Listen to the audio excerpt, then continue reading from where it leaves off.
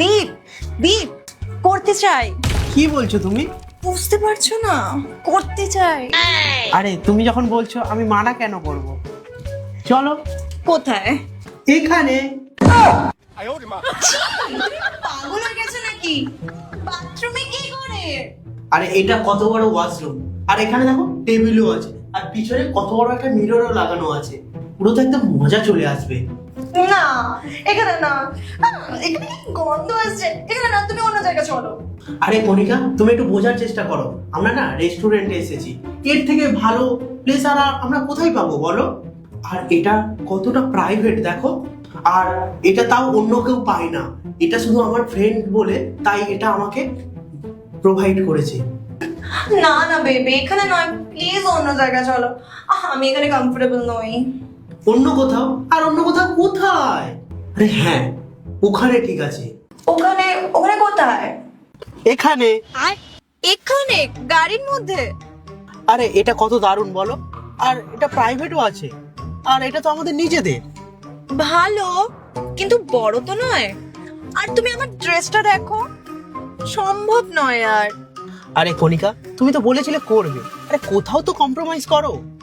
আরে यार, করবো তো অবশ্যই, আমি থোড়ি না মানা করেছি।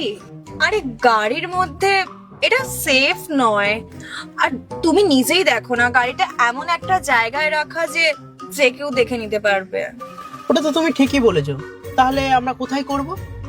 আইডিয়া, আমরা তো বাইরে চলে এসেছি, তো চলো এক কাজ করা যাক, আমরা বাড়িতে চলে যাই। বাড়ি?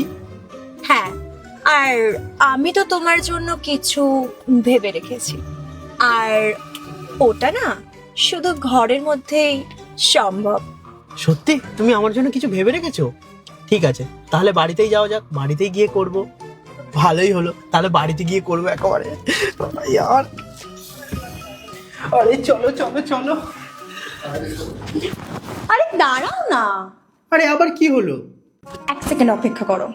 এখনো আবার অপেক্ষা করব? হ্যাঁ, বললাম না যে তোমার জন্য একটা সারপ্রাইজ আছে। আরে সারপ্রাইজ? কি সারপ্রাইজ আছে? আরে চেঞ্জ তো করে আসতে দাও আমাকে। চেঞ্জ কেন করতে যাবে? বললাম না চেঞ্জ করে আসছি। আজকের তো মজা হবে। আরে কণিকা, তুমি আমাকে বললে সারপ্রাইজ আছে, ফের তাহলে এটা কি পড়েছো তুমি? নাইট শুট, ঘুমানোর জন্য। হ্যাঁ, শোয়ার জন্য? তুমি বললে যে তোমার মন করছে করার জন্য, তাহলে তুমি শুয়ে পড়লে কেন? আচ্ছা, ওইটা ওটা তো বলেছিলাম যাতে কি তুমি আমাকে রাত্রি বাড়ি নিয়ে আসো, কারণ আমাকে ঘুমাতে হবে। তাহলে তুমি আমাকে মিথ্যে বলেছিলে? আরে তুমি আমাকে সত্যিটা বলতে পারতে, আমি তোমাকে এমনিই নিয়ে চলে আসতাম। ইয়ার, তুমি এখানে ওখানে ঘোরালে, আমার মুড বানালে, আর তুমি এখন এসে এখানে শুয়ে পড়ছো। তুমি আমার আবেগ নিয়ে খেলেছো। আচ্ছা, আমি কি তোমাকে একবারও বলিনি? একবার ভেবে দেখো তো। আর তুই ঠিক বলেছিস, রাহুল আজকে আসেনি, না হলে আরো বেশি মজা আসতো। ঠিক বলেছিস তুই। আর বিবেক আজকাল কোথায় আছে?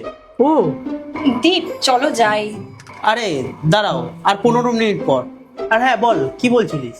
দীপ, দীপ চলো না। আরে দাঁড়াও না, আর জাস্ট 15 মিনিট।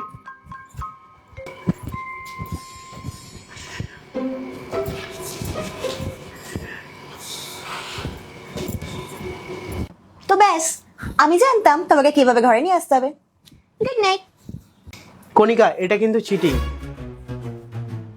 না, এটা আমি করতে পারি না।